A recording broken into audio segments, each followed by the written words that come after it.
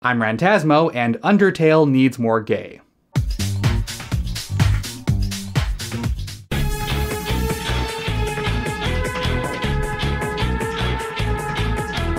Undertale is an RPG bullet hell hybrid game created by designer Toby Fox, about a child who becomes lost in an underground world full of bizarre monsters. It has become somewhat popular. Everyone and their butt loves Undertale for a lot of different reasons. It's really funny, the gameplay is creative and engaging, the music is phenomenal, the fourth wall gets broken in some really interesting ways, and the characters are fun and well developed, not to mention surprisingly diverse in terms of gender and sexuality. For starters, the child protagonist of Undertale has an androgynous design and is always referred to with the pronouns they and their. That's more than likely a choice meant to help them act as a cipher, allowing the player to think of them as whatever gender they choose. Though many players interpret them as being non-binary, the child also has the opportunity to date and flirt with characters of various genders throughout the game. But it's all done in a very innocent, non-sexual way that never comes across as creepy. But you already know all of this if you've already beaten Undertale, which I really hope you have. Because the game really is best experienced if you go in without knowing anything about it.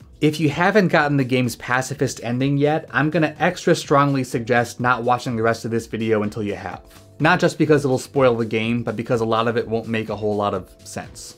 Undertale's cutesy pixel art style and heavy focus on comedy belies a game full of deeply emotionally affecting moments. The climax of the game's pacifist run might well be one of the coolest, most epic experiences I've had while playing a video game, but there are a lot of smaller, more personal moments too. The budding romance between armored battlefish and cinnamon roll science dinosaur is definitely one of my favorites, and it helps that Undyne and Alphys are both really standout characters. I love this subplot because it's not just about them falling in love with each other and starting a relationship, it's about them growing as people to the point where they're capable of having a good relationship. That's most evident with Alphys, as she learns self-esteem and starts being honest with the people she cares about. By comparison, Undyne doesn't get much of an arc exactly, but she does become noticeably less hardened as the game progresses, and I think that's part of what makes her relationship with Alphys work. I also have to at least mention the Royal Guards, who basically only show up for one boss fight, but have a really adorable Bara-inspired romance scene.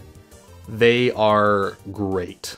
There are even a few characters who play with gender expression, most notably Mettaton and his glam rock-inspired final form, who in turn inspires this masculine-presenting lion character to try wearing a dress. But I can say one thing about Undertale that I honestly wish I could say about a lot of other things, and that's this. The fact that it includes queer characters is kind of the least interesting thing about it. This is not to say that LGBT representation as a whole isn't still sparse enough that it isn't a big deal whenever we do see it. Because it is a big deal. It's a very big deal. Especially where the video game industry and even the indie game scene are concerned. But in the grand scheme of things, contains fully developed characters who are not straight is kind of a low bar to clear. And Undertale knows this. It doesn't treat its queer characters or its usage of gender as some sort of novelty. And there's enough other interesting stuff going on that those things are more like icing on the cake.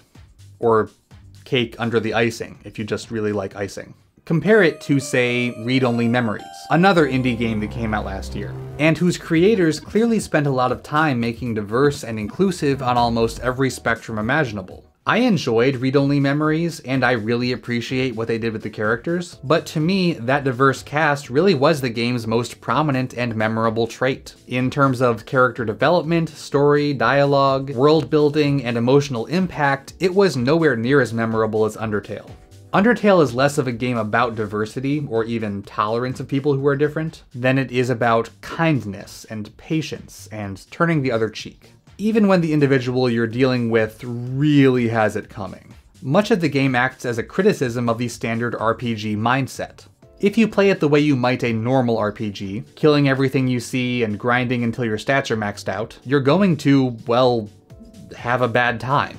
Not just because that's a really tedious way to play, but because you'll experience the emotional consequences of your actions. That sets it apart from games that might ostensibly have an anti-violence message, but don't give you the option not to be violent, and specifically go out of their way to make the violence fun.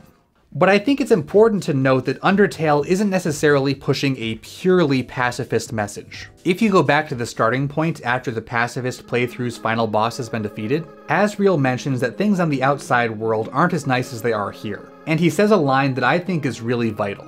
Not everything can be resolved by just being nice. The world of Undertale isn't a perfect mirror of the world we live in. In many ways, it's an idealized version of it. It's a place where every problem can be solved without violence, and where you're free to express your gender or sexuality in any way you choose without fear.